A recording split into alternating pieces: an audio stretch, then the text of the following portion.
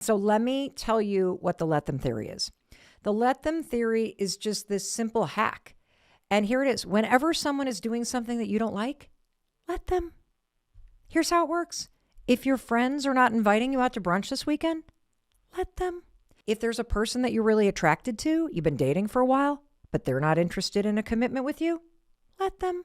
If your kids don't want to go to a movie this weekend, let them. If your parents don't want to come see you over the holidays this year, let them. If your spouse jumps ahead in the series you've been watching together, you know how they do that, let them. See, the next time you feel yourself getting annoyed or upset or spiraling out of control, just say these two magic words, let them. It's very straightforward. There are millions of uses for it. And here's the coolest part. It works every single time you use it. Because every single time you quietly say to yourself, let them.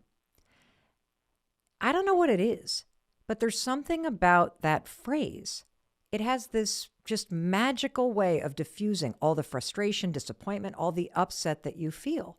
And here's the thing. You're going to learn as I take calls from listeners that the let them theory is not about letting people walk all over you or treat you like crap. That's not what this is about. It's the opposite. You will be more in control when you use it. And here's why.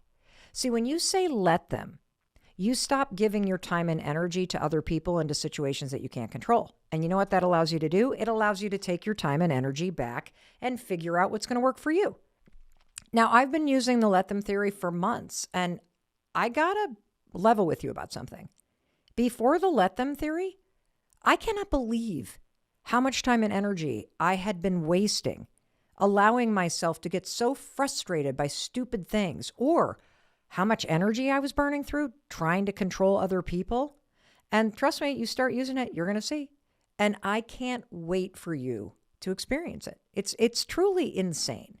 And I want to tell you the story about how I discovered this, particularly in case you're brand new to the Mel Robbins podcast and this is the very first time that you're hearing about this let them theory. And so I'm going to tell you quickly the moment that I discovered this thing, and I need you to brace yourself, okay? Because this is such a stupid story. But I'm going to tell it to you because it really drives home this point that you and I waste so much time and energy trying to make the world match our expectations, and it's going to stop today. And you're doing the same thing in your relationships, and that's what's causing so many problems in your relationships. And so here's the story. So it was our son Oakley's junior prom, and I was just getting all worked up about so many dumb things.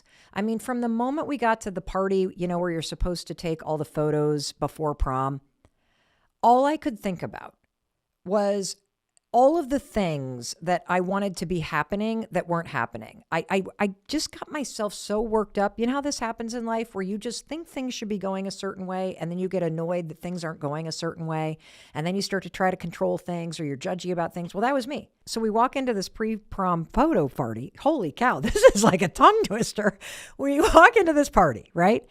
And I'm like, why doesn't his date want a corsage? Why didn't all the parents dress up for this party? Why are the kids driving to the prom and not taking a bus to the prom? Why is it raining out right now? Why didn't our son bring an umbrella? And get ready for the really, really big thing that got me all twisted up into a knot.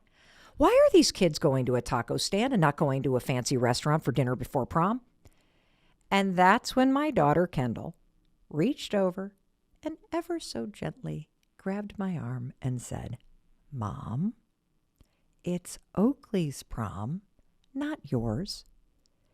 If they want to go eat tacos in the pouring rain before prom, let them." And when she said, "let them," I don't know what happened. It's as if she clobbered me with a magic wand. Let them. Let them get soaked. Let them eat tacos. And as I said those two words, let them, it was wild. I felt the frustration leave my body. And here's the other thing I felt, and this is really important. I felt my focus shift. It shifted from controlling my son and from having an opinion about everything that was going on around me. And all of a sudden, I shifted back to myself. I mean, let them eat tacos. Who cares? Let them get soaked. Who cares?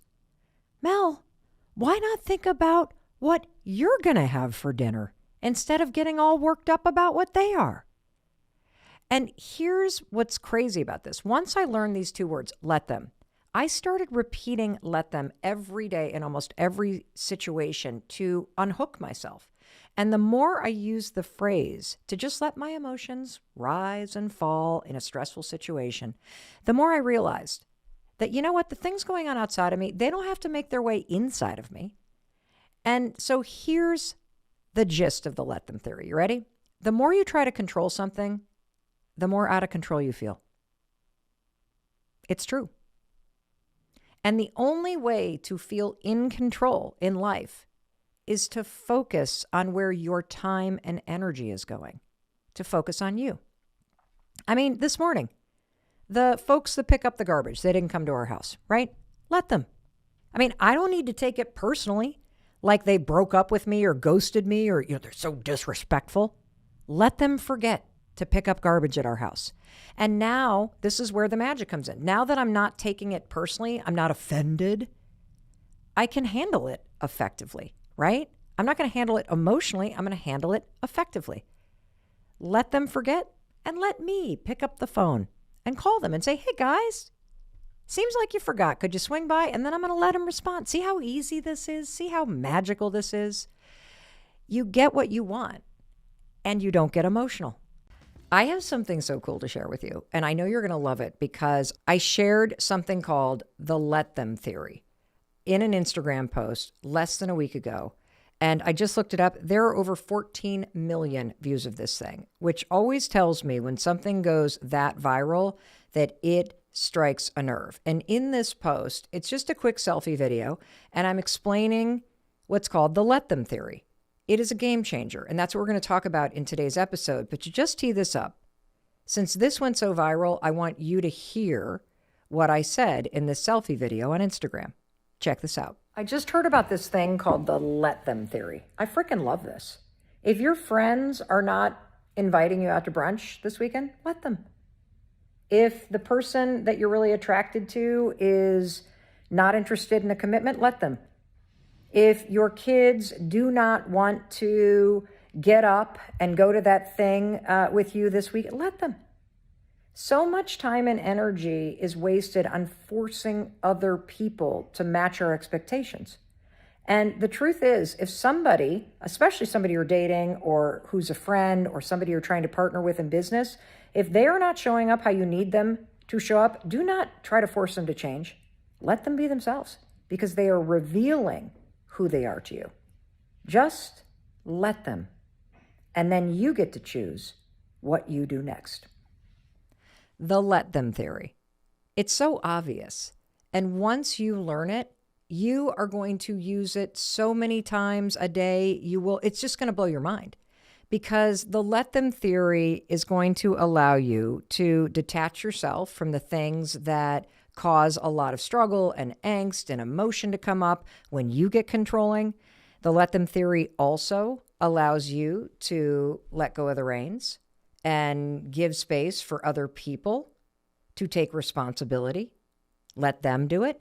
And finally, what you're going to learn is that the let them theory, it is incredible because when you let somebody just be who they actually are, and you stop trying to make them something else, you realize in so many friendships and so many relationships, you actually are in love with their potential. You're not in a relationship with who the person really is. And you've been so busy controlling and trying to change them that you don't even recognize that you're in a relationship with their potential. And when you let somebody be who they actually are, wow, it allows you to understand who you're actually dealing with. So I can give you a quick example of the let them theory in play because it works for things big and small. And I will tell you, this is something that I have to use all the time. Just this weekend, it was our son Oakley's prom. He's a junior in high school. And here we are in Southern Vermont. And I'm used to doing prom a certain way because we raised our daughters outside of Boston in a suburban town. They're also daughters, so they were more controlling. They were organizing everything. It was a community where I knew all the families, all the kids, the traditions were locked in. Everybody knows everybody else. And so here we are in this new town in southern Vermont, and Oakley's going to the prom with somebody we've never met, don't know her parents. We don't know any of the traditions here, and it doesn't seem like there are a lot of them, honestly. But one of the traditions that was present is that there were girls that were organizing groups of people to come to their house for pre-prom photos. So we go to this person's house, and it was really great to meet everybody, didn't know a soul there. We get there, and I'm standing there with Oakley, and it starts to rain. And not just rain, it is like a torrential downpour. The kind of storm where you go, that really sucks.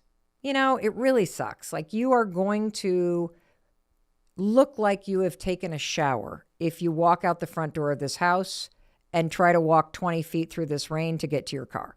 That's how hard it was pouring rain. And so they're standing there, and it's about 5 o'clock at night. Prom starts at 7. And the kids start talking. So what do you want to do for dinner?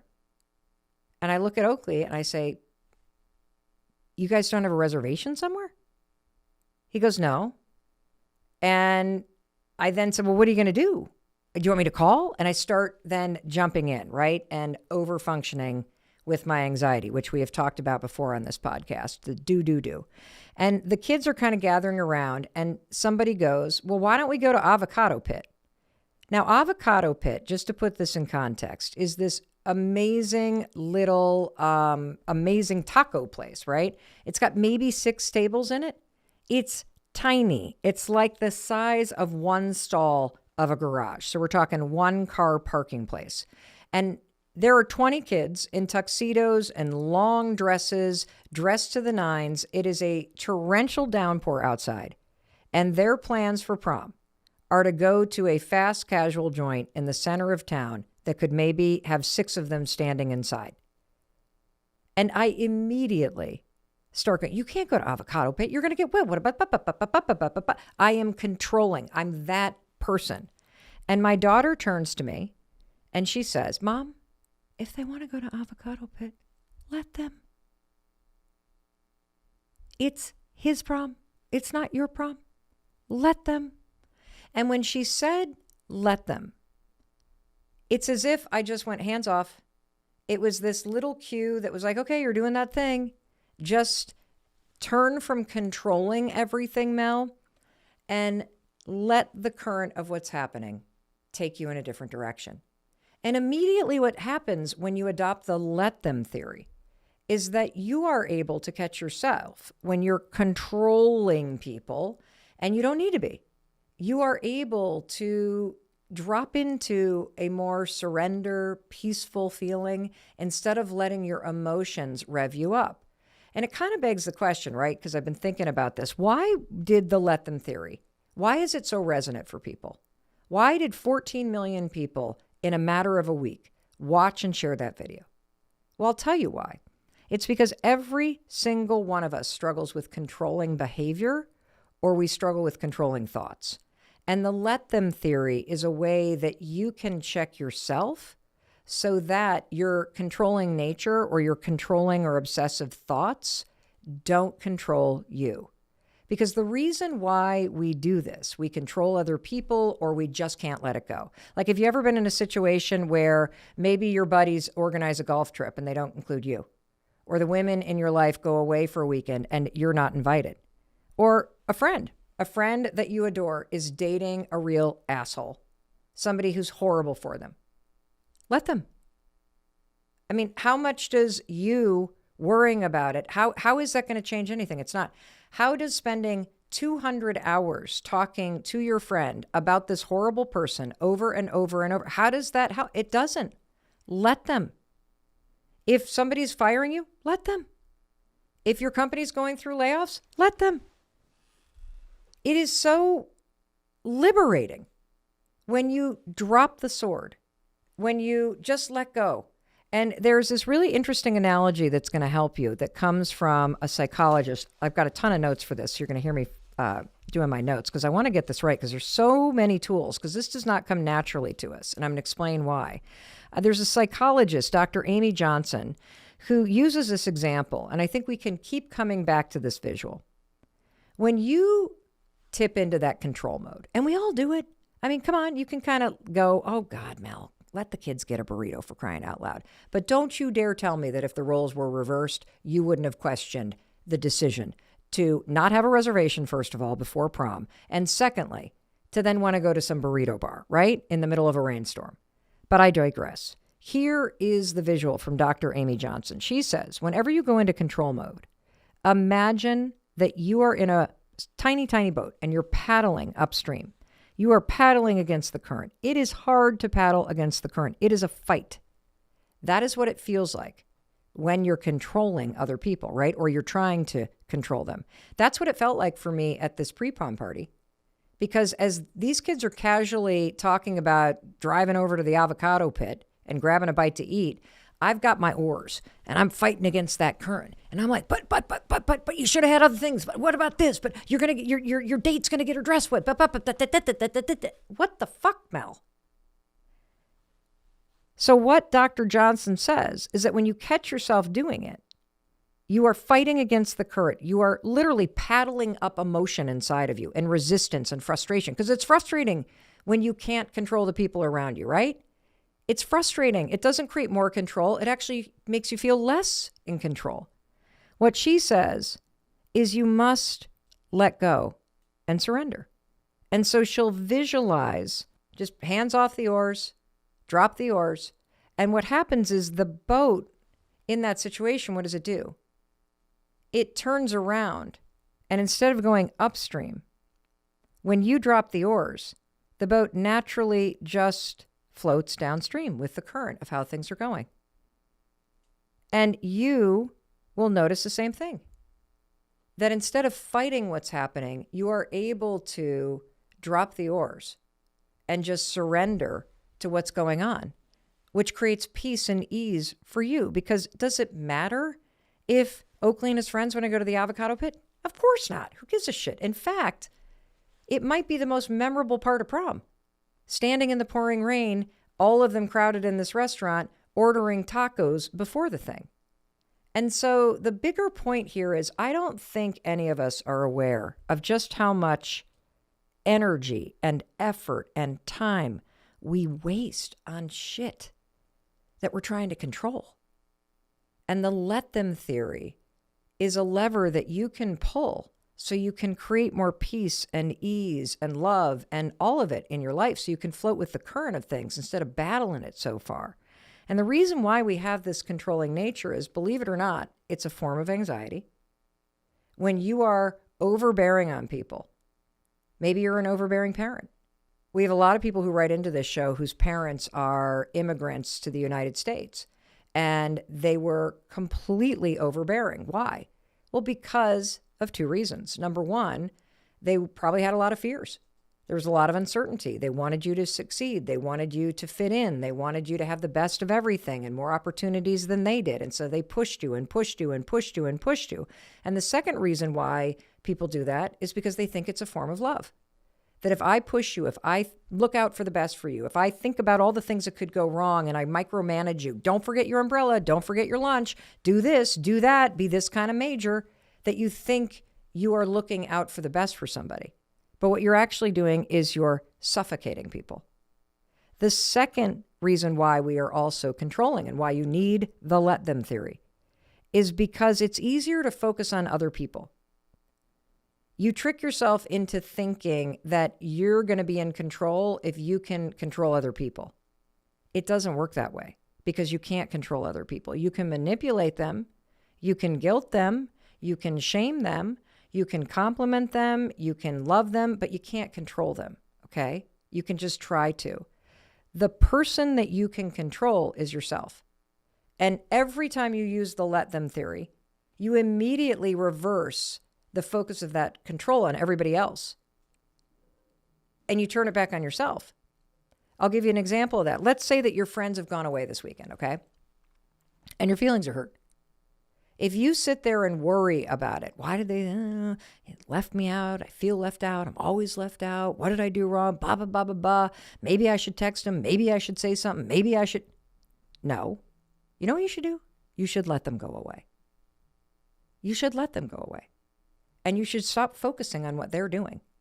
Because all this obsessing about it and thinking about what you need to do in order to control what's happening, it's not working. And secondly, it's distracting you from what you really need to do, which is put the focus back on yourself. As you're sitting there, ask yourself, well, if I'm this upset by it, what do I need to do to make sure that I am proactive about friendships, that I'm the one organizing these things? That's where the real power is. And finally, the reason why we engage in such controlling behavior and these obsessive thoughts is because oftentimes it distracts us from the truth. Oftentimes, when you are, I stop and think a little bit about this situation with Oakley and the prom, and it's really dumb, but there's a very deep underlying thing that was going on. I've gone through 4 prom experiences with our daughters in a public high school outside of Boston. And it was not like the prom here. And I think all of the things that felt unfamiliar reminded me that I'm in a new place. We got home from that pre-prom photo party. I turned to Chris and I said, I'm really kind of sad because I miss knowing all the kids.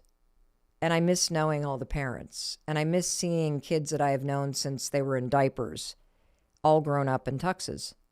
And I think I'm just kind of sad.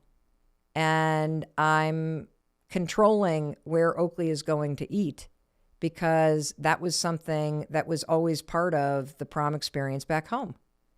And so a lot of times the controlling or the obsessing is triggered by the way you think things should be or the way that you're used to things being. And you're uncomfortable with the uncertainty, which is why you jump in and you do this. And so that's where the let them theory comes in. Ever since sharing the let them theory with you a few months ago, I have been under just a tidal wave of questions and comments about the let them theory. So today, you and I are going to answer them. And to do that, we're going to go to a studio in Los Angeles where I am taking calls and the phone lines are jammed. And the very first person who is on the line is a guy named Daniel who's calling from Los Angeles. Let's go. Hey, how's it going? Good. What's up? Well, I just have a quick question for you. Sure. The let them theory, just a little background. Growing up, I was always kind of like the peacemaker in our family. Uh-huh. And now that we're all adults, we're all moved out of the house, the conflict that arises between us still kind of makes me uncomfortable. Mm-hmm. And I've gotten good at removing myself from other people's drama and not trying to play the peacemaker in every conflict that comes up. Great. But it still makes me really uncomfortable. And I'm just wondering if, especially when, I visit home or they're calling me about each other, what do you suggest? First of all, I think it's really cool that you have the awareness of the role that you've played in your family dynamic. And I also think it's really cool that you have started to teach yourself how to take a step back. And here's what I would recommend, because the let them theory, when you use it in a situation with family, it's about unhooking yourself from the old dynamic and letting the conflict play out between family members without feeling the need to be the person who's responsible for creating the peace for everybody. So you're doing a great job with that. The second thing is, one of the reasons why you would jump in to try to keep the peace is because the conflict makes you uncomfortable. And so it does not surprise me that when you remove yourself from it, you are still feeling these unsettling feelings. And one of the reasons why you've always been the peacemaker, Daniel, is because when you step in and try to solve the problem, the discomfort that you're feeling internally disappears because you're focused on being a peacemaker. And so the opportunity of growth for you is to sit with that discomfort, to let the discomfort rise up inside you, and to notice, oh, here's that thing. This is what would normally turn me into a peacemaker. Instead, I'm just going to breathe for like 90 seconds. I'm going to remind myself that we have been a family that does this forever, and we will be a family that probably does this forever, and that I have decided in my life that I'd rather sit with this discomfort than insert myself into every single issue in our family. And so the more that you just notice the discomfort, you tolerate it, you tell yourself it's going to rise and it's going to fall, and they're adults and they can either figure it out together or they can call therapists and get a professional involved, but I'm done here. The faster that discomfort's going to go away. So that's number one. And I can relate to this because I, like you and like a lot of people, have always felt like it's my job to make my mom in particular happy. And anytime I felt like something was up, I felt discomfort. Like, okay, what can I do to make her happy? Just is the way that it is. And the more that I've used the let them theory to just let her have her own reactions, let her blow up, let her be uncomfortable, let her want to do something that I don't want to do, let her have her opinions. The more I've noticed, wow, I was really inserting myself a lot more often than I needed to. She's not really as unhappy as I thought. She's not sitting around waiting for me to solve this. I've just sort of done this to myself. And so it's been very liberating for both of us because you're involved in the dynamic. Let's get to the second part of the question. What do you do when they call you to gossip? Gossiping, Daniel, is a form of bonding. We strengthen relationships by complaining about other people. And there's a very big difference between gossiping, which is just venting or complaining about something, and sharing a frustration with the specific intention of problem solving and getting advice to resolve something. And so what I think you should do is consider training everybody that you are available for problem solving, but you're not available for venting and gossiping about mom or dad or about the brother or the sister, because that's what creates a toxic dynamic in a family. And so the next time somebody calls you, you can say, that sounds awful. And here's the deal. In order to protect the peace in my life and to hopefully make our family a little bit stronger, I've got this commitment that I just don't want to gossip about each other anymore. I am happy to hear you tell me what happened, and I'm happy to offer up some sort of solution. But I got to pull myself out of this gossiping dynamic because it's not great for our family and it's not good for you. And I just think it's keeping us stuck. And I want something more for us. How does that sound? Right. I mean, that's very helpful. I think a lot of the conflict is between my sister and my mom, and my sister and I have a lot of the same, experiences with my mom. So we fall into that habit of gossiping really easily. Yeah.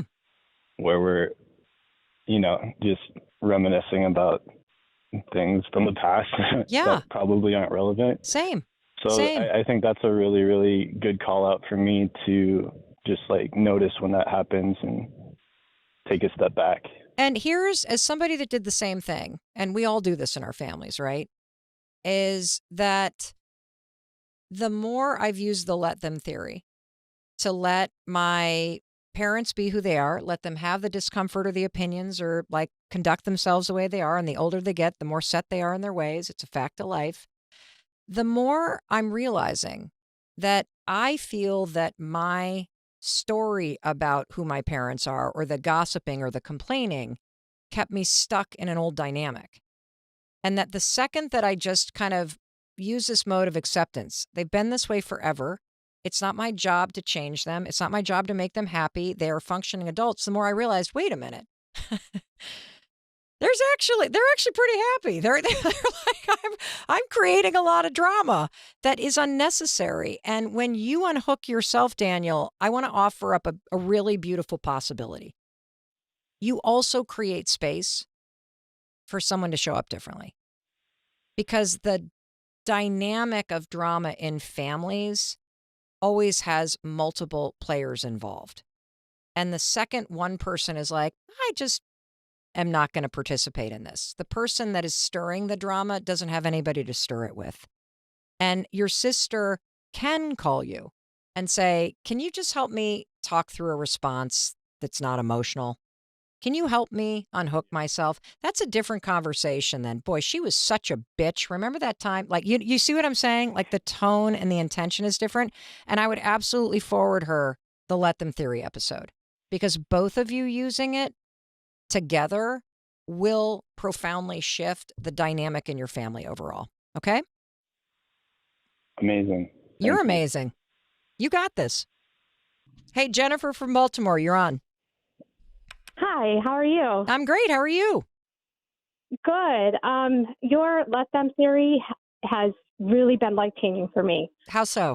I recently left a 21-year teaching career to write a novel. It's something I've been wanting to do for over 30 years. Wow. And I know. And it was with the support of my wife, because obviously I'm not bringing in income because I'm writing all day, every day. I'm wrapping up my last chapter of my first draft, which is exciting. People have been very opinionated about this whole transition, most of it good. With my mother-in-law, it hasn't been as positive. Okay. My son, who's 11, had told her back in June I had quit my job. And I hadn't told anybody, but he's 11. Yeah, her response was, that's crazy. This is ridiculous. And my son, who's my biggest cheerleader, said, it's not ridiculous. I think it's great, which is very heartwarming. But as time went on, I haven't had any contact with her. And apparently she had talked to my wife and was a little upset about the whole decision. So I'm trying my best to be in that Let Them theory with her, but I haven't seen her since. How long's it been? It's been, I think it was back in June that I saw her, around the time that my son had told her. Okay. So it's been many months since you've seen your mother-in-law, who was extremely critical of your decision to quit your job and pursue your dream of writing this novel. Right. And is that a long time for you not to see your mother-in-law? It is. I mean, they live only an hour away. We usually see them every few weeks. Mm-hmm. She hasn't come to any of my son's baseball games. I don't know if she's avoiding us. I'm not really sure why that is happening. Okay. But my fear is a lot of time, because of her opinions, I kind of shut down around her. But at the same time, I don't think this is right that she's expressing these opinions, especially to my child, and just letting her do this. I don't know if I could live with that. Well, what is it about her opinion that really bothers you? I guess it's because sometimes she will gossip about other people to me, so I fear that she's gossiping about me to others, but I shouldn't really be concerned about that. What about her gossiping about you to other people bothers you?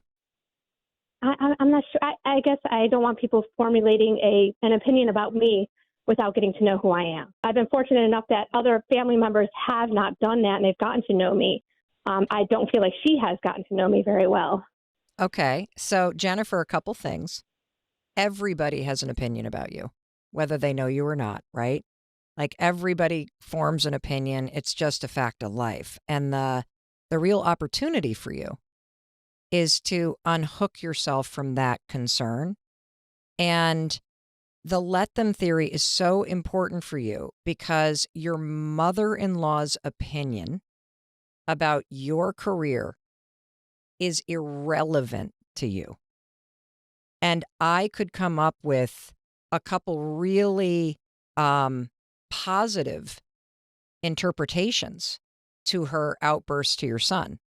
One of the positive interpretations is that she cares deeply about you all. She has a deep fear about financial issues. and she's just worried. And she does not know how to process her worry, which is stemming from concern and love and all the beautiful things.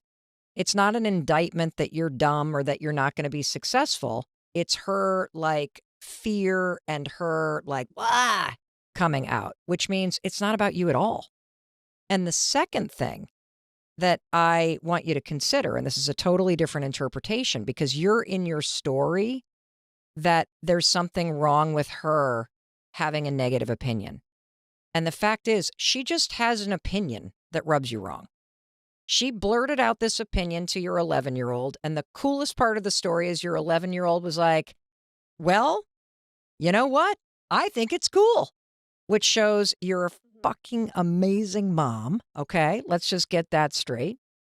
And Thank you. and that your son has his own opinions and isn't swayed by what his grandmother thinks and is able to express them, which is a beautiful thing. And then the other piece that I will tell you is, what if what this is triggering is a deep dream that your mother-in-law had for her own life, and she never had the courage to go for it. And when she hears somebody that she knows and loves has suddenly quit a job, which for that generation meant stability, it's what you did, it's kind of what everybody expected of you. You have done something that for her was unthinkable. You have put yourself first. You have put yourself out there as an artist. You're in a marriage where your spouse supports you doing that. Like, that might actually have been something she could never experience.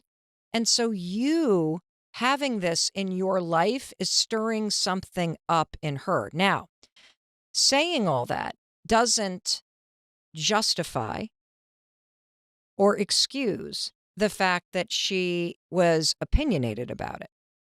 It just gives you a completely different interpretation of why people react, especially the people who are closest to us, when we go for something that we really care about. And the reason why is when she hears that you're doing something amazing, you have quit your job, you have the support of your spouse and your son, you are pursuing this manuscript, you're going for it, it makes people look in the mirror and go, well, what am I doing? And so you have no idea what got stirred up other than fear and angst and something else. And being of that generation, she has almost zero tolerance for that kind of emotional turmoil inside her. So she pukes it at her grandson. That sounds like a typical grandmother to me. And if she's gossiping about you, Jennifer, who cares? Like, why do you care? Yeah, you're right. And look, it hurts. You want the mother-in-law or the mom who is always supportive and always talking amazing things about you and has your back. Like, we all deserve that. And most of us don't have that because most people are not capable of that because they haven't figured out how to sit with emotions that are uncomfortable. And so we gossip and we snap at people and we say things that we don't mean to say. And then when you sit with that, then just like you, she's nervous to see you. Right. And so here's what the let them theory also does. You got to unhook from your mother-in-law. You are now an artist and a novelist who is observing the stories of life and telling stories. And there is something inside this dynamic with her that if you create the space where she can have her reaction and you can have yours, and both are true, then you have this space to be able to then do the most powerful part of the let them theory. You let her be, but then what do you need to let her know? Do you need to let her know that it hurt your feelings? Do you need to let her know that you would love to feel supported in what you're doing? Do you need to let her know your boundaries? Or do you need to just realize that the thing that's actually bothering you is that she hasn't been supportive, period, or that it's been tense, period. Like it might kind of excavate something deeper. Right. What do you think it is?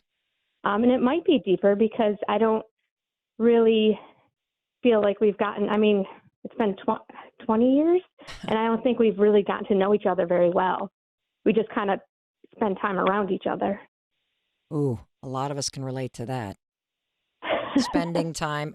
Is there something that your spouse is doing or not doing that would help with the situation? Or is this just one of those situations where you need to let her be her and she doesn't have the capacity to show up differently? And you need to let Are yourself. you talking about my spouse? No, I'm talking about your mother-in-law. I mean, my spouse is very into the let them theory, and she's always been like that with her parents. They're going to be the way they are, and she just lets them be. Yeah. And I'm not the type of person that likes to stir up emotions, especially when it's not my mom. It's my spouse's mom, and I don't want to like cause any friction. Well, so I'm very quiet about everything. So are you not yourself? No, I don't think I am myself around her. Well, that's why you are just around her. And the question is that in order for you to shift the relationship, you have to do two things at once. One is you got to give your mother-in-law the space to have her opinions and to get her feathers ruffled and to get upset about things and to not get hooked into it. And you must give yourself permission to show up as you. And I think that's what ultimately is bothering you, is that you're realizing that you have been just protecting the peace in this relationship. And in doing so, you have started this war with yourself because you know you're not yourself around your mother-in-law. Right.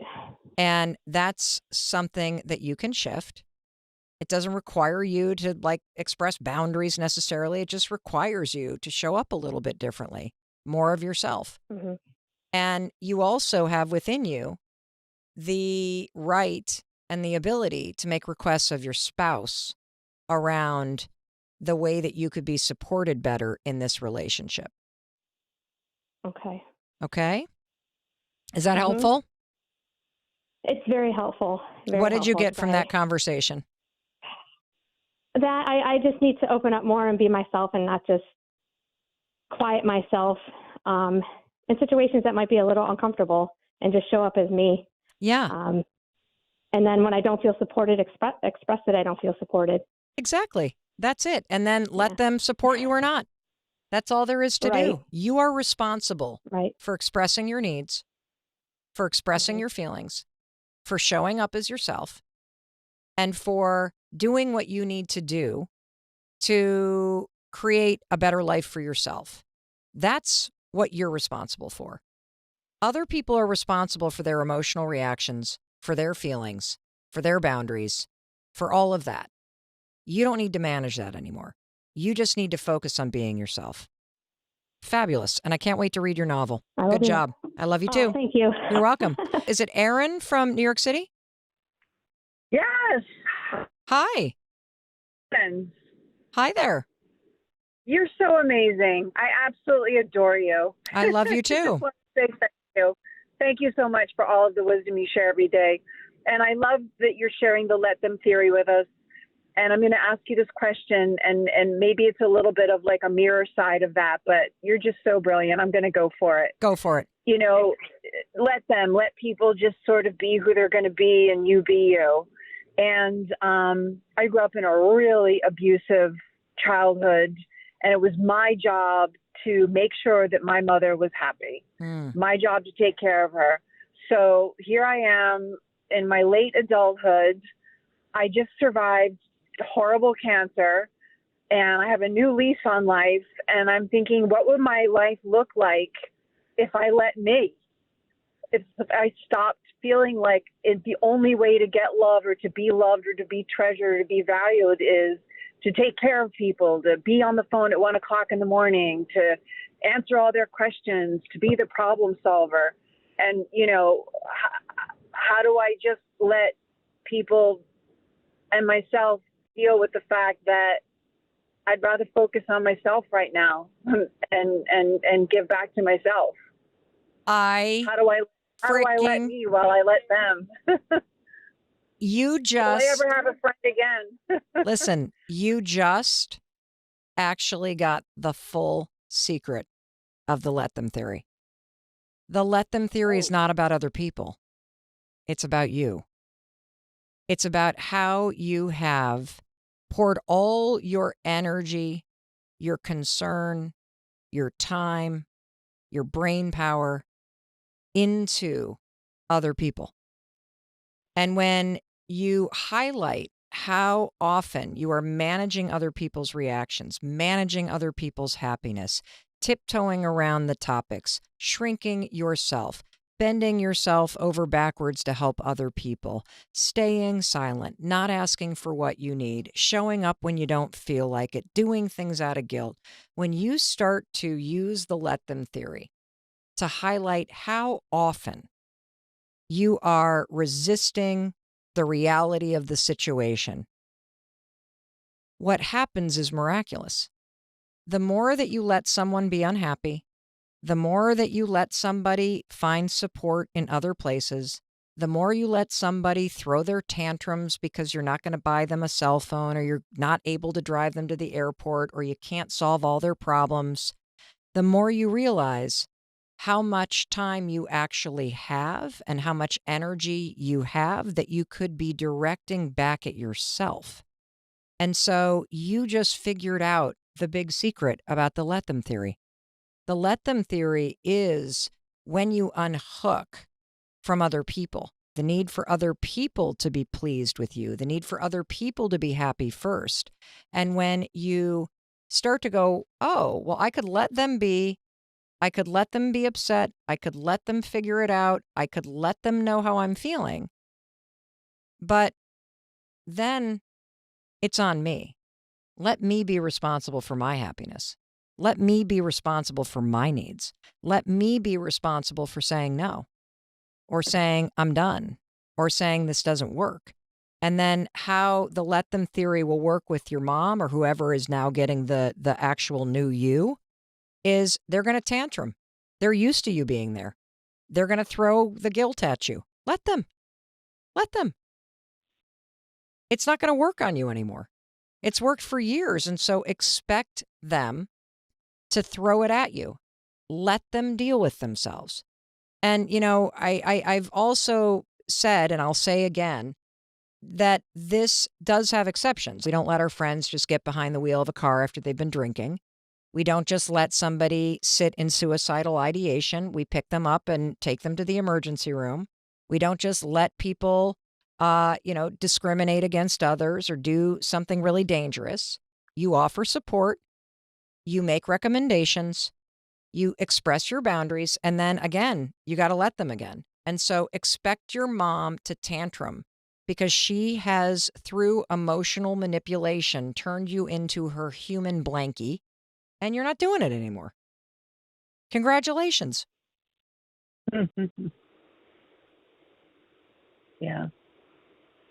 I mean, the flip side of let them is exactly what you said, to stop. The challenge is also, who are you then if you're no longer the fixer? You and tell what's me. your value? Who are you? That's something I'm going to have to sit with because I've spent my entire life being the fixer. I'll fix it. I'm going to make it right. I'm going to help you. I'm going to solve that problem. And the thought of not doing that is not only what other people's reactions will be, but then now who am I? What's my value? What's my worth? Is fixing everybody else's life making you happy? It makes me feel that I matter and that I'm needed. Okay. And so, like I said, the flip side of letting them, which is like, I don't do that anymore. I've even been telling some of my girlfriends who've had the same boyfriend problems for years and years, I love you so much, sweetheart. I'm just not up for the boyfriend conversation anymore. Great. Like, if you want to ask about, anything else, but just no more boyfriend troubles. I'm sorry, please get a therapist or find another girlfriend. I'm a little burnt out on the boyfriend problems. I love that. I started to set boundaries. And, the two of them have said, okay. Mm-hmm. And it feels kind of good. Mm-hmm. Because you want to know why? Scary. Like, will they still love me and call me over for Christmas dinner if I'm not the person who's like, the on-call therapist? Well, hold on a second. I might wind up pretty lonely for a while. Hold on a second. Here's the thing I want you to understand. That number one, being a really good friend means you're willing to tell your friend the truth. Being a really shitty friend is when you listen to it and then silently complain to yourself about it. And so you just did them a huge favor because there's probably nobody else in their life that is willing to tell the truth, which is you have been stuck in this cycle forever. And I have been a part of this cycle because I've listened to it. I've offered advice. I have offered suggestions. I have expressed my concern. And now I have to tell you, I am no longer available for the conversation. And what you just did is you told the truth, which is what you're responsible for. And now you're going to let them sit with it, which is one of the greatest gifts that you could do when somebody is stuck in a pattern that is self-destructive, which they are. And if telling them the truth because you love them and you're concerned about them and because you also love yourself and need to protect your peace, if telling them the truth is what makes them not invite you to the holiday dinners, then you weren't really friends anyway. Because that's not what a real friend would do. And yeah, there will be some space where maybe some friendships start to fade. But what happens if you're willing to believe in it is that you're creating space for people that can have more reciprocity in terms of how you want to live your life and what you want to feel to show up.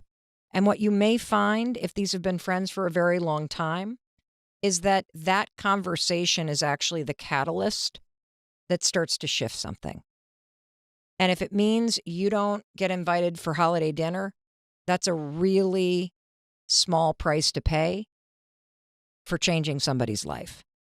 And, the other thing I want to leave you with, because I really relate to who am I if I am not just fixing everybody's problems? It is possible to be a fixer and not lose yourself. It is possible to be somebody that helps everybody else without losing who you are in the process. And it is possible to support people in your life and be loving and be there for people and not take on responsibility for all of it. You have just discovered the full secret, which is when you realize you're not responsible for other people's happiness, you are not responsible for other people's boundaries, you're not responsible for managing other people's tantrums, you're responsible for your truth, you're responsible for your needs, you're responsible for expressing yourself, you're responsible for telling people how you feel. That's it. You're responsible for creating what you want.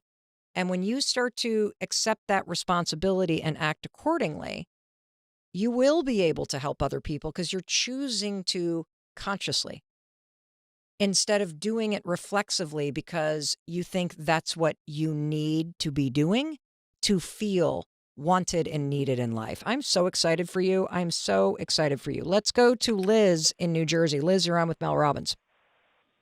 Hi, Mel. Great to talk to you, too. I'm a big fan. My question for you today is I have dealt with this lately, actually very recently. My parents have gone into a terrible financial crisis due to my father's gambling. And I had to take a back seat to it all. I had to put some distance, like about a few weeks. But every day in those few weeks, I felt like tightening in my chest. I felt like I didn't know what to do. So I finally wrote them each a separate letter, begging them to, try to get some help. As soon as I hit the send button on that letter, I felt better immediately. Why do you think? I guess because I spoke my piece. I spoke my truth. Yeah, you're not responsible for your father's gambling addiction, and you're not responsible for rescuing your mother from it. They're grown-ass adults, and even though you feel like the parent instead of the child in this situation, and even though you love them and your heart aches for them, and you know that any addiction is just masking a deeper issue that your father hasn't dealt with and that your mom and dad haven't dealt with in your marriage, it's not your responsibility to bail them out. It's not your responsibility to change it. It's not your responsibility to do anything except to love them and to be there however it is that you can be there to offer support or offer recommendations. But when we step in and feel the responsibility for bailing somebody else out, we also rescue them from, and we rob them of the opportunity to face the things they didn't face. That's why your father has a gambling addiction, because he has some sort of trauma or some sort of deeper issue that he is avoiding by the rush of gambling. And you not running in and making this your problem to solve might just be the thing that has your dad face what he has not been able to face to this point. And so I'm really proud of you. And I'm not surprised that you felt better sending them a letter and letting them be in the mess that they've created and letting you be with the truth that you feel. And, the truth is you're there to support them, right? You're going to be there to pick up the call or to guide them in the right direction or help them with a Google search. But you're not there to fix this. And that's a beautiful, beautiful distinction. Let's go to Mimi in Canada. Mimi, thank you so much for holding so long. Hi, this is Nini here. Hi. I started listening to you, everything that you had to say, and it has really changed my life. And, this let them theory has helped me so much. I was in a very dark place. It was very uncomfortable. But now I see that the other person sees that it's not affecting me. So they're going like up a notch every time to try to get a reaction out of me. Mm-hmm. So how long do you let them? So How? I know it's not affecting me, but then if you're living with that person 24/7 and they have to use your special needs child, try to manipulate you because they don't want to see you succeed. mm-hmm. And, now I've also put my foot down. I was like, you know what? I don't care. I'm not going to let anything affect me. But then if somebody's 24/7 drilling that to your mind in the background, the background noise, Yeah, it does have an effect. So can I ask you a how long question? do you let them? Let me ask you a question. So is this a family member or a spouse or who is this? Spouse, we've been separated, but because I'm not yet financially stable, so Yep. we're sharing the same house. Okay. But that's where the abuse is. And last year I hit my all-time low. I started getting my life together, my body together, my mind together, and now I just launched my business last week, and I'm so proud of myself. But that makes the other person uncomfortable. Of course. And they want to break me Mimi. because they Mimi. want to have me and torture me. Mimi, where Yeah. else can you live? Nowhere. This is all I have yet. I No love other the option. yet. I love the yet. Wait, are you telling me you have no friends? You don't have family in Canada that you can live with? I don't want to. Okay, so hold on. Yeah. Hold on.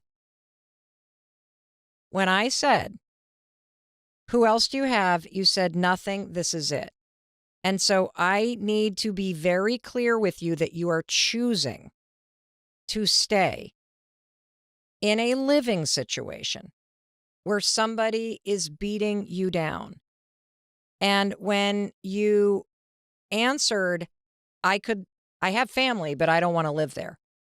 You need to own the choice And so if you're going to own the choice that you're going to live in the same physical household with the person you're divorcing who is beating you down every day, you need to own it loud and proud. You need to start saying, I could go live with my parents, but I don't want to, and I'm not going to. And I know when I walk in that door, that jerk is going to say something really mean to me because he's hurt and he's immature and he doesn't know else to do it. And I'm just going to let him say it and I'm going to ignore him. And I'm going to go into my room and I'm going to shut the door. And at some point, he might start yelling and I'm going to let him. But I need you to understand that that's screwed up, that you are staying in a situation where you're with somebody who is beating you down. I would rather see you and your special needs child move out, move in with your family, get into a situation where that is not your day-to-day reality. Because the fact is, while you're in the same apartment going through a divorce, if he has already started acting out, it's just going to escalate. This doesn't get better. And so, please, I want you to consider there are other options. And you moving out might just be what changes the dynamic. Okay. What do you think? I was just waiting till I'm financially stable because family accepting a special needs child, people change. I have lived the reality. I know it sounds good to have a supporting family, but there's only so much others can do, and you don't want to be a burden on them. That's why I'm like every day working. Hold as on. hard You're and not fast a as I can. burden. You are not a burden if you go to your family and say, can I move home for 6 months while I save some money and get my own place? That's not you being a burden. That is you as an adult asking for help in a situation where you need help. Mhm. And they're either going to say yes or no. But even so, in asking, you are signaling to yourself, I'm not stuck here. I can create other options for myself. Heck, there might even be another woman that lives near you that's looking for a roommate that has a special needs son that's trying to get a divorce. Like, you don't know because you're not asking. And so I want you to continue to use the let them theory to not get hooked by your ex, who is going to continue to escalate because that's how he has always controlled you in the past. He can't control you anymore, which means he's getting more pissed off. That's exactly what you should expect. And now let me. Meaning, let me find another option here. Let me use my brain and get myself out of this stupid situation. Let me find a temporary living situation that's a little bit better while I get on my feet. Let me ask for help. Let me start problem solving. Let me take responsibility for putting myself and my special needs son in a better place. And stop telling yourself the story that it can't happen. I so believe in you. I'm proud of you based on everything that you have done in the last year to pull yourself out of that dark place and get yourself moving again and get this business launched. There is no doubt in my mind you have within you the ability to make this better too, and you will. Eva, welcome. You're on the Mel Robbins podcast. Hi, Mel. I'm just excited to talk to you. I want to know if you can give me tips or advice on how I can get my husband on board with the theory. I think it would help him not have hang-ups about what other people do or really think. I think sometimes he overthinks like,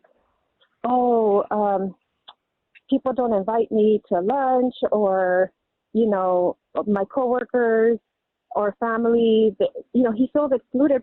I'm trying to figure out how to get him involved or adopt this theory for himself. Yeah, it's a great question because the example that you used with your husband is one we can all relate to. You see other people going out, you're not invited, and then you start to spiral and it become more painful because you start to tell yourself, nobody likes me and I must have done something wrong and these people are jerks. And so it just builds and builds and builds. And the thing is that the let them theory works because of a fundamental fact about relationships. And that fundamental fact is you can't force anyone else to change or to do something. You can try. You can try with manipulation, with pushing, with pleading, with trying to be inspiring. But at the end of the day, somebody only does something because they want to do something. Tell me more about why you're worried about your husband and the stress or the pain he's causing himself by being focused on other people's drama or what they're doing. I just feel like sometimes I just feel like he's overthinking it, and I tell him, like, I think you're thinking about it more than what you're thinking about them more than they are thinking about you, or why you're not included. Yeah. Tell me more though about it's a constant conversation. It's so it's stirring up his insecurity. Exactly. I listen, and I'm okay with listening, but I just feel like we're not doing anything different. Like, it's always the same thing or pattern with either colleagues or family members. That's always, I've noticed that's a theme with him. Like, that conversation comes up. Sometimes when we're just talking, and then it'll pop up. Well, this is very relatable, because whether you're dealing with a husband who gets himself all worked up about what family's doing or work colleagues are doing or friends are doing, or you're dealing with a child who feels left out at school, or you're dealing with a friend who feels, like somebody just broke up with them and it's never going to work out for them, the stories that you tell yourself are way more painful than the actual thing that's happening. And the danger here, and you're witnessing it happening, is your husband is now stuck in this pattern that people leave him out. And he's stuck in this pattern of seeing all the places where he doesn't belong. And part of the reason why these patterns are so painful is you get stuck in the pattern and you don't realize you actually have the power to change this dynamic. And what you said earlier is also true, that he's thinking about it more than the people who are out to lunch, because you know what? They're not thinking about him at all because they didn't invite him to lunch. And so the fact that your husband is wasting time and causing himself pain by constantly focusing on all the places where he hasn't been invited, or the fact that his, siblings are getting together and they didn't ask him, and all this stuff, it just creates internal agita. And so here's how you get someone else to consider something, because you can't force him. Like, you can't tie him down to the bed and put earphones on him and force him to listen to Mel Robbins. Even if you did that, he wouldn't absorb it, so it's not going to work. But you could say to him, I'm concerned about you. I'm concerned about you because I'm seeing this pattern where you're focused on all of the people and the places where you're not invited, or you're not seen, or you're not respected. And it's becoming a pattern. And I don't want this for you. You're a much more powerful person. You deserve more in your life. And I just listened to this podcast with this woman that has 10 million followers. And I think you'd get a lot out of this chick. And I think this thing that she talks about called the let them theory, I think it might help you find your power and not get so pissed off about this petty, stupid stuff. And if you appeal to his greater self, and if you appeal to the fact that you want more for him, that might inspire him to see more for himself and to listen to the episode. That's how I would do it. And I would appeal to the pain he's feeling and the fact that you want more for him, and that you realize you can't fix this for him. This is something he has to do for himself. But here's what you're going to do. You're going to send him this podcast from this cool chick that will really make him think about this. And second, the next time he talks about this again, you're just going to say, let them, as a cue. And it's going to get really annoying, because you're not going to engage in the conversation anymore. You're done with the conversation because the conversation's not changing anything. And so you're not going to engage with it with him. And that's what you're going to do, because that's what you can control. And this is how the let them theory works. You are going to let your husband get upset about what his siblings are doing. You are going to say, let them to him after you've already provided the support of the podcast episode. And then you're going to let your husband be mad that you said let them. And then you're going to let him continue to bitch about what's going on, because only your husband can fix this. And what I want to applaud you for is that you care so much about him that you want this because you can see how much pain it's causing him. And the fact is, if we all stopped complaining about what's not working or what other people are doing or not doing or including us in or not, if we stopped doing that, we would find a lot of free time to make plans with people that we want to hang out with. And that's what's also available here. So I want to thank you for asking that question because it is so relatable.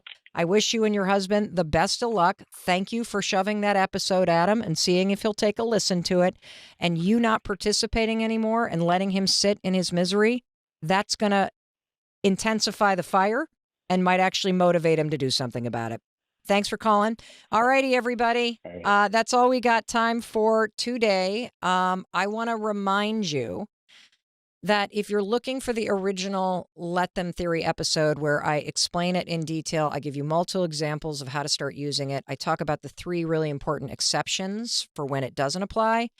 That episode is linked in all the show notes. You can find our show notes, melrobbins.com/podcast for this episode.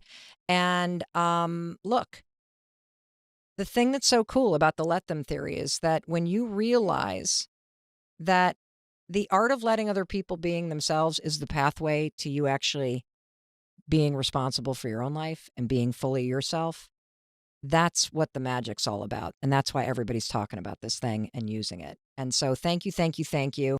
Welcome back. I'm Mel Robbins, and I'm teaching you a theory called the Let Them Theory that is something that I use nonstop. My kids also use this when I become an overbearing mother. And I had just explained that the Let Them Theory is used in a moment where you feel yourself ramping up the control. You're just wrapped around the axle. Your knickers are in a pinch. You can't believe so-and-so did such and such, or you're just thinking about it. Why didn't they invite me? Why does everybody get together? Why does my roommate always do this? She was in town and she didn't call me. Let them. Let them. Other people get to be themselves. Other people get to make decisions. The Let Them Theory is a way for you to address your own anxiety about uncertainty. It is a way for you to let people be who they are. It is a way for you to get out of other people's business and stick to your own business. And it is a way for you to create emotional peace, to not whip yourself into a frenzy, to not care about things that are really not your concern, and to stop this reflexive need to control or comment on everyone around you. I just, when I looked at the post that we did on Instagram, there were 9,800 comments this morning on this thing. It's only been up for a week. That's how much this struck a nerve. 9,800 comments in 1 week. That's incredible. Here's a great comment. Let people be who they are because sometimes you need that person that way. So let them. It doesn't have to be everything, a bad thing or anything. It's so true. I think about that with my husband. I used to get so annoyed because the guy's a slow processor. Just really, like you can almost hear the wheels turning as he's thinking about something. And he asks a lot of questions. And it used to drive me fucking crazy. I just would be like, could you spit it out? You're like, what are you thinking about? And I realized I need him to be that way because I am moving at the speed of light. One of us has to have our feet on the ground. One of us has to be thinking through decisions. One of us has to make sure that the bills get paid and the dog gets to the vet and that the things that we're doing are thought through. And so I use the Let Them Theory to just let Chris be who he is and stop making him wrong and stop trying to control him. And it certainly creates more peace for him. And it also allows me to be more present. So let's talk about the 3 ways that you are going to use the Let Them Theory in your life. The first one is detachment. Use the Let Them Theory to detach yourself from the emotional or mental struggle that you can get yourself into when you're thinking about either what other people are doing or how things should be going, and to just tap in to emotional peace. Sufama, I'm saying it wrong, wrote this on Instagram. I've wasted a lot of time, Mel, and energy feeling inadequate due to my expectations of other people. It hurts. Yet I've learned to make the conscious choice to keep doing me regardless of their behavior. It's fucking hard to be good at this. It requires practice. And you know what else I think it requires? When you realize this strikes a nerve for all of us, that we all have trouble with this because, of course, you have expectations. I'll give you an example. Have you ever gone to a wedding? And it's a wedding where a lot of your friends from college or a certain period of your life are going to be there. And you're so excited because you think that you're all going to be seated together. This always happens to me and Chris. Always.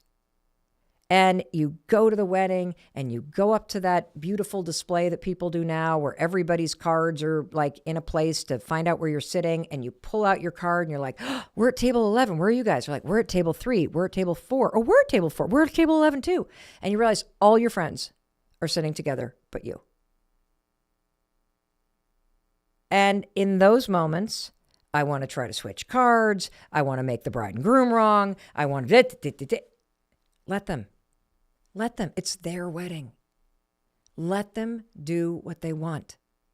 Instead of feeling hurt, instead of feeling bummed, instead of looking over that table across the dance floor longingly and thinking, why the fuck am I with the second aunt and the cousins? Oh, I know, because I can talk to anybody. I can see it right now. They're sitting there. Oh, Mel and Chris can talk to anybody. We'll stick them over here. As I'm looking longingly across the dance floor and I'm making up a story, they're having way more fun. No, let them. Let the bride and groom do what they needed to do. Let the friends do what they're needing to do. Just let them. Because does that emotional turmoil that you create inside yourself, does it actually help you enjoy the wedding? No. Does it change where you're sitting? No. So let them. It's like a form of radical acceptance, and it is hard. It's hard because I think we default to holding on to our expectations or holding on to feeling hurt or wronged or having an opinion about how things should. It's too hot. Why are they doing it? Let them. Let them. If United Airlines wants to board from the back of the plane, let them. Who cares that you paid extra for extra legroom? You're still going to get it. Let them do what they need to do. Here's another comment. A friend told me that she was so upset and disappointed that another friend had gone without her on a trip that she thought that they were supposed to take together. My God, was she fixated on it. She just couldn't let it go. This is the perfect opportunity to tell your friend about the let them theory. Have you heard about the let them theory? When your friend does something that upsets you, let them. I mean, for all you know, it's not that they didn't want to go with you. It's that they just needed time alone. So let them take the trip alone. Why do you have to be so offended about everything? Why do you have to be so fucking hurt about everything? Not everything's that serious or that deep, everybody. Let people do what they need to do. That's detachment. And I think it's very straightforward. You're upset about something. You're talking about something. You're griping about something. You're feeling hurt about something. Use the let them theory.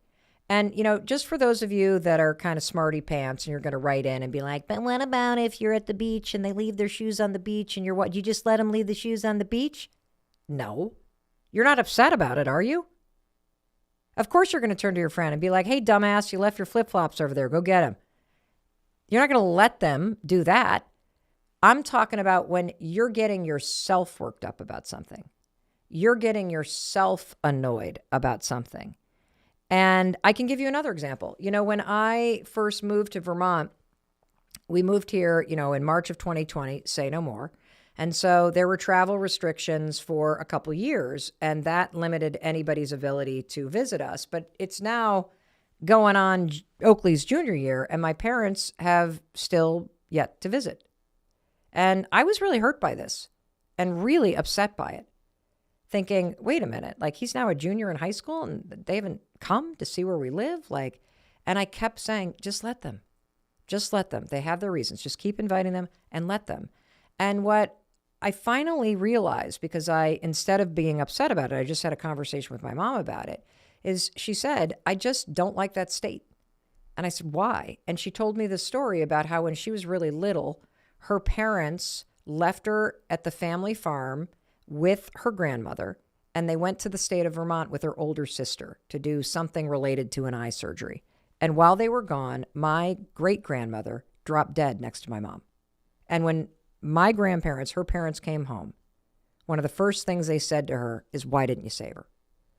And so when I see that story, I see this isn't about me. This is about something else. Let people do what they need to do. When you give people the space to do things in a way that makes them feel comfortable, eventually they come around. And sure enough, they're going to be here in a month, and I can't wait. But you got to let them. Let them have the space to sort through their stuff. So let's talk about the second way you're going to use this theory. And this can be a little trickier because this is the let them theory. When you really need to take a step back and you got to let people fail and you've got to give people the room to grow, the room to learn, and the room to take personal responsibility for something in their life. And I'm going to give you a couple examples of this. So when our son was in fifth grade, he went to this incredible school outside of Boston that focuses on language-based learning differences. So like dyslexia, dysgraphia, that kind of stuff. And I'll never forget, they said, if you forget their lunch, don't bring it. They're not going to go hungry, but don't bring it. Because so much of what we're trying to teach them is that they are capable of creating systems to remember things. And if they constantly forget things and you rescue them, they're never going to learn that. It's in the forgetting, it's in the sting, it's in the consequence of not doing something that you learn that this is important to you and you create systems and processes to actually do it. And so if they forget their lunch, let them do it. If they forget an application deadline for a job, let them forget. Why? Because they needed to learn that lesson. And here's the hardest application of this on the planet. If you have somebody in your life that's struggling with addiction, anybody who has dealt with this will tell you, nobody gets sober until they're ready to. And so if somebody is not ready to go to rehab, let them. If you force them to go, they're just going to leave. If somebody relapses, let them. It's not until they tell you that they're ready for help that they are going to actually use the help that you give them. And this is a really, really, really hard thing to grasp in your life. Let them. Just let them. And it's important because every time that you bail your sister out who's terrible with money and you loan her money, you know what happens? She continues to be terrible with money. Sometimes you need the sting of 11 bounce checks or the lien on the house, which is what happened to Chris and I back in, 2000, whatever. I remember he asked his brother to loan him some money and he said, I'm sorry. If me not giving you this money is the reason why the business fails and you go bankrupt, then so be it. But I can't bail you out. You got to figure out how to do this yourself. He let Chris fail. And it was one of the most important things in the world. Why? Because he wasn't responsible for Chris's failure. Chris was. And he wasn't responsible for rescuing him. Chris was. And when you constantly rescue people, you're teaching them that they're not capable of rescuing themselves. And so the next time you get that whiny phone call from somebody that needs money or somebody that forgot something or somebody that wants to transfer yet again, don't control the situation. Simply hear them out and say, if you want to do that, great. I'll support you by cheering you on. But you're going to have to do the paperwork. You're going to have to figure out how to get out of debt. You're going to have to come to me when you're ready to get clean. You gotta let them do it themselves. And here's one more thing on that. Every time you rescue somebody, you rob them of the opportunity to grow. Every time you step in and you make the problem go away, you make the person a little weaker and more dependent on you. So if you truly want somebody to tap into the strength inside themselves, yes, there is a time to support people. But if somebody keeps relapsing, if somebody keeps forgetting their lunch, if somebody keeps dating the same toxic fucking person, let them. Because eventually it's not going to work. And then they're going to come to you and ask for help. And when they do, they'll be ready to accept it. And, for you people pleasers out here, like Ann Waters, who commented on my Instagram post, she says, but Mel, I'm a people pleaser. And I keep doing lots of stuff for other people. How the heck do I stop doing that? The let them theory. Let them do it themselves. Let your kids do their laundry and have the jeans bleed into the sweatshirts and have it all be that kind of weird bluish gray color. Let them do that. Let them learn that they actually care about doing it right. Let everybody at work go without having their birthdays celebrated. Why do you have to be the one that remembers it and brings all the cupcakes? Just let them. Let your brother host the holidays this year. Why do you have to bend yourself over backwards? Let them step up. Let your friends make the plans. Why do you have to be the one that makes the plans all the time? And finally, work. If you feel like you take on everybody's work, let them do their own job. It's certainly going to be easier on you when you use the let them do it theory. Oh, it's your presentation, you're behind the ball? I'm sorry, I've got these 55,000. I wish I could help, but I'm going to let you keep that on your plate. Thank you very much. And that brings me to the third way that you're going to use the let them theory. And this one is really difficult. Let them be themselves. Let's say it again. Let the people in your life be who they are, and let them be who they're not. See, I think that we all make the mistake of getting into relationships, and we're not really in a relationship with the person as they are. We're in a relationship with the potential. And when you focus on someone's potential and you start to try to control and manipulate and want them to reach that potential or change or be different, you're not letting them be themselves. And that not only sucks for the other person, because there's nothing that feels good about being on the receiving end of that. Don't wear those shoes. You need an umbrella. Why are you doing that? Well, you should train with that. You should lose some weight. Why are you eating gluten? Come on. Won't you go to this movie with me? Why do you have to always do that thing? That doesn't feel good, does it? So stop doing it to other people. Let them be themselves. And stop and think. Are you truly in a relationship with the person as they are? Or are you in a relationship with who you wish they were? And you know that that's true if you're constantly in your mind griping about what you wish they would change, instead of letting them be themselves. And if you can catch this, that you're always dating the potential, that you're always in a friendship that you hope will improve, you'll realize that you're not even present with the person as they are. And when you give somebody the freedom to be themselves, guess what happens? You see who they really are. I can think of a lot of relationships that I've been in where I spent a lot of time griping about behaviors I didn't like. And when you distract yourself by griping about the fact that they drink too much or they have a drug problem or, they're not as ambitious as you'd like, or you wish they worked out, or you can't stand their short hair and you wish they grew it longer, or you hate their family, or you don't like that thing that they do, or the sex is really bad, you're not really with them. You're so focused on all the things that you don't like and the things that you wish you would change that you're in a relationship with the things you don't like, because that's what you're focused on. And when you distract yourself like that, it keeps you from addressing the reality. And the reality is you're probably not with somebody that you actually want to be with. You've just kept yourself busy griping about what you wish would change and deluding yourself into thinking that it actually might change. It's not going to.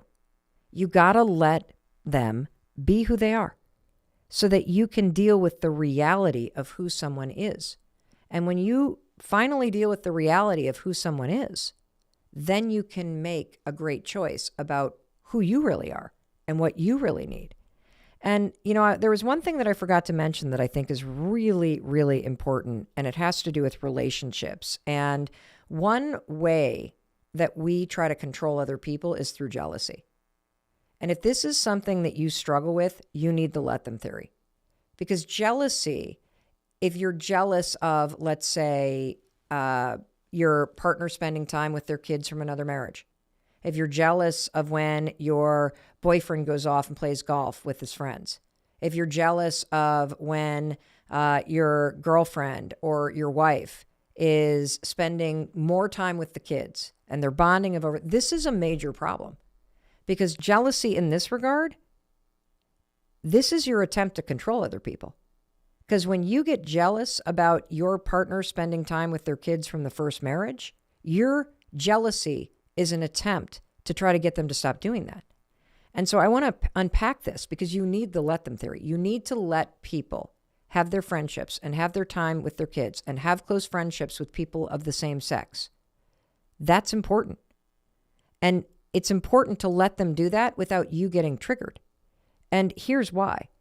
Because when you feel jealous and you're trying to control somebody and stop them from hanging out with their girlfriends or whatever the hell it may be, or friends from their former marriage, and that really threatens you. The reason why you feel jealous is you're threatened and you're telling yourself that they don't love you as much as those other people, or that they're not going to love you if they hang out with those people. And what's interesting about that is your jealousy and your controlling is an attempt to get more love. But it backfires, doesn't it? Because you're not present to love when you're jealous. You're actually present to less control and less love. So if you want more love, which is why you're jealous, then let them do what they're going to do and bring more love to the situation. By letting them do what they're going to do and spend time with their kids and spend time playing golf or spend time on that project that they're working on, you're showing them that you love them as they are. It's an act of love to let people do what makes them feel good. And so, A, you're no longer feeling that toxic emotion of jealousy. B, you're giving somebody the most loving gift that you can, which is accepting who they are and supporting what makes them happy. And C, ultimately, if you keep practicing this, you're going to get what you wanted all along, which is the feeling of more love in your life because you've let go and you've accepted what is. And when you let go and accept what is, that person's going to love you back more. See how this works? Let them. Let them. And the final example that I'm going to give you is let people have their emotions. Let them have their opinions. You trying to control what somebody feels and what they say, that is a one-way ticket to the end of a relationship. So I'll give you an example. Let's say that you and your best friend have started to grow apart.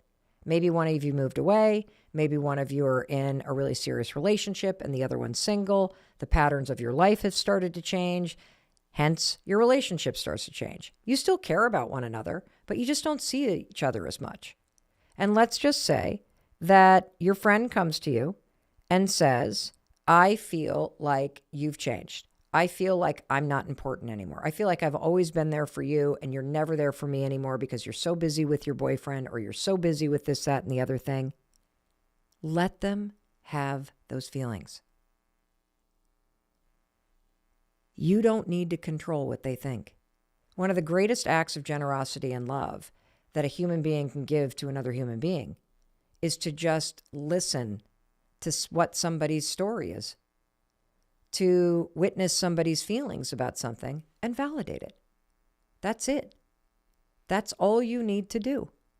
And when somebody is given the space because you let them share how they're feeling, they're mad at you, they're upset about you, they're frustrated with this, they feel wrong, they feel hurt, they feel this, they feel that.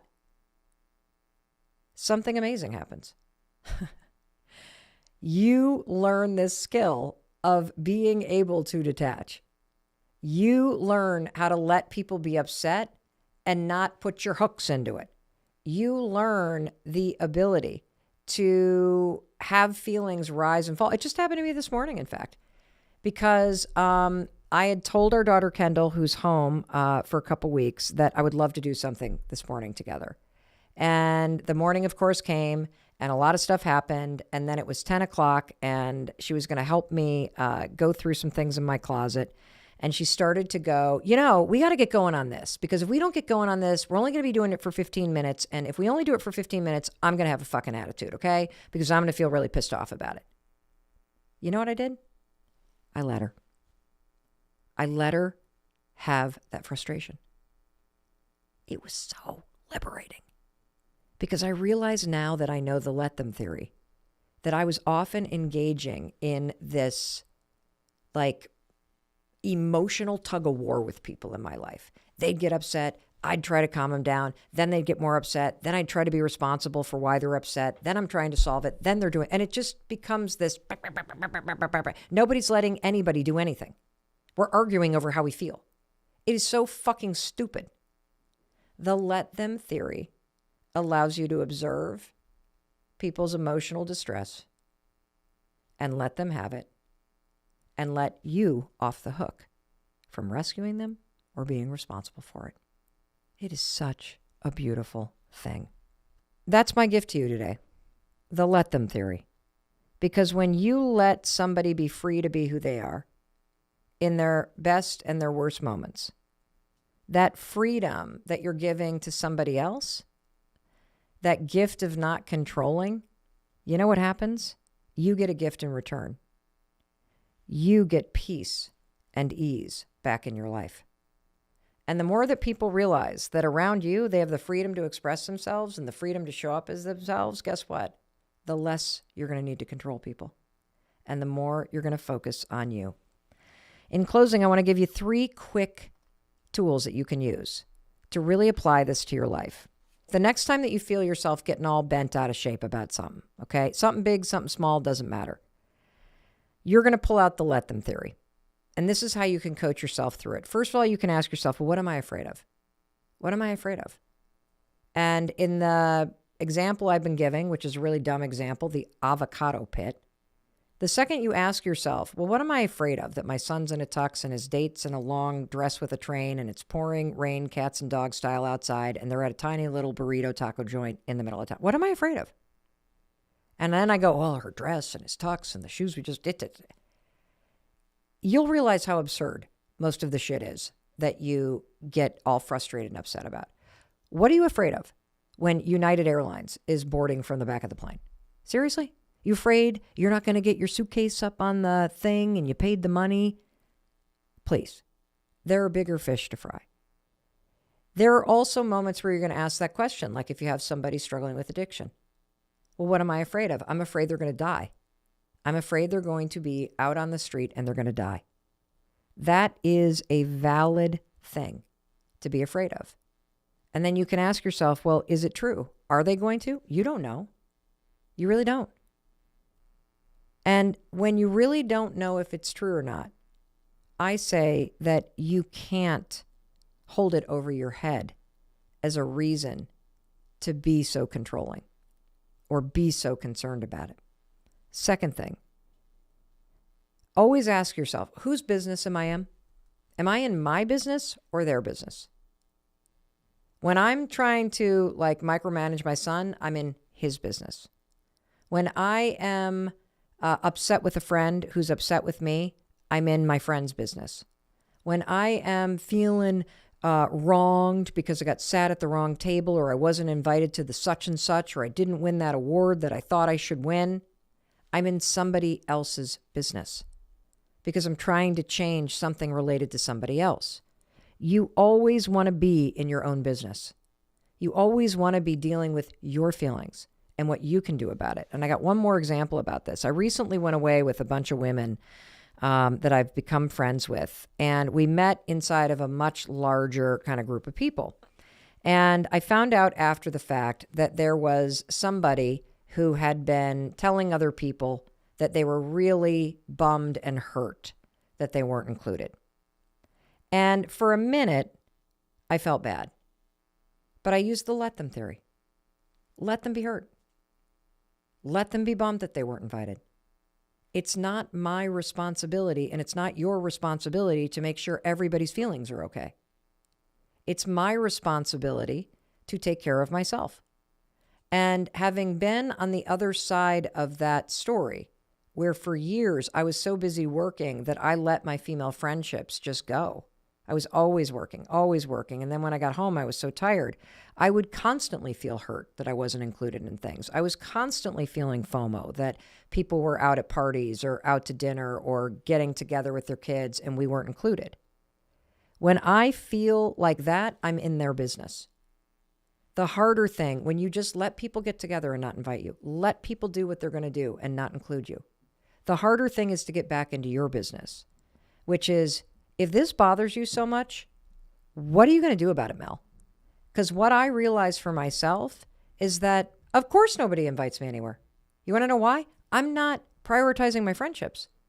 I haven't thrown a party in a long time. I haven't planned a women's weekend in 5 years. If I really want more of this in my life, it's not up to me to control other people to make them invite me. It's up to me to be responsible for creating these experiences. That means I'm now focused on my business, not on trying to control other people's business. And third, the other thing that you can do is you can ask yourself, what feels more like peace? Does trying to get the kids not to go to the taco place feel like peace? Nope. Feels like control. So let's let them do that. Does bitching about the fact that you weren't invited somewhere feel like peace? Nope. So we're going to let them do that. Does trying to force your husband to go to the gym with you feel like peace? Nope. We're going to let them not go. Always move toward peace when you feel yourself getting all ramped up with the emotions and the gripping and the control and the opinions. Hands off. Drop the oars. Let them do what they're going to do. And you focus on what you're going to do. Because what you're going to do is you're going to stop the control. You're going to stop the rumination. And you, my friend, are going to just drift back down with the current and feel that emotional peace that washes over you. Let them. Hey, it's Mel. Thank you so much for checking this video out. And if you like this one, I have a feeling you're going to like this one too. I'll see you there.